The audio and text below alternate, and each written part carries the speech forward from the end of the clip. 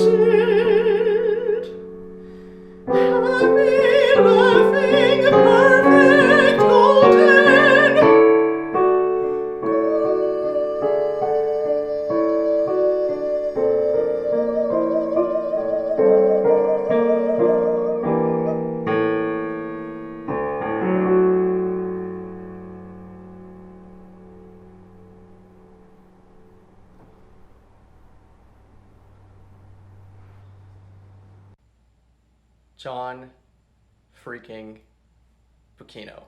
Like, this is a guy who just gets it. I mean, there have been countless times that I've had these feelings and I thought to myself, is this a feelings? And so I sit down and I try to write a song about it, and then before I'm even halfway done brainstorming, I realize, oh wait, John Bucchino has already written this song, like, way better than I could ever hope to.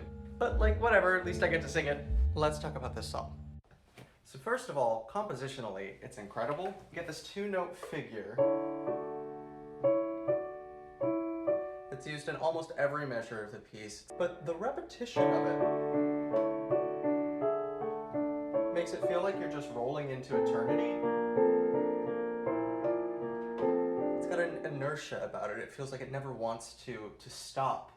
And then, you know, you get this sort of this sense of breathless wonder in the voice, like, this moment perfect, golden. And that comes from all of those rests, right? It's just like broken up into all of these like little fragmented parts. It's really amazing. I'm about to be a music theory nerd, so like bear with me if you're not, but I feel like a lot of that breathlessness just comes from that raised fourth over here, like a more boring composer would have written that's just kind of like blah, you know, it's fine, but like that's breathless. John Bucchino knows what breathless sounds like. Breathless has a raised fourth. Matter of fact, I don't think there's a full sentence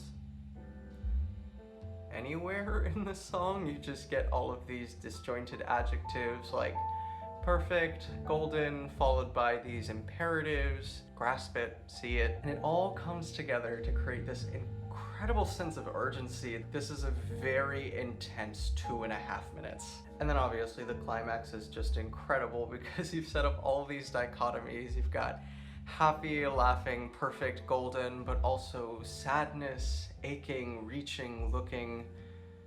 And before you've even had time to think about what this moment is, gone. So the other day, my family and I went to this weird beach. They were these little inlets that were separated by mangroves, so you could kind of have your own little corner where you can stay with your people and nobody disturbs you. Kind of a godsend for social distancing.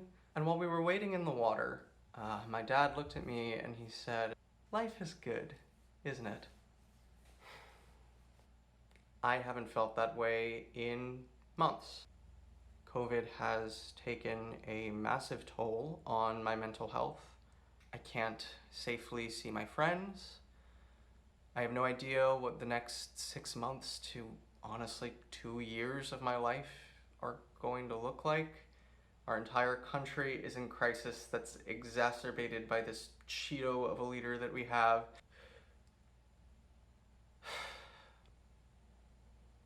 But like, fine, the sun is nice. I responded, "Sure, at the moment."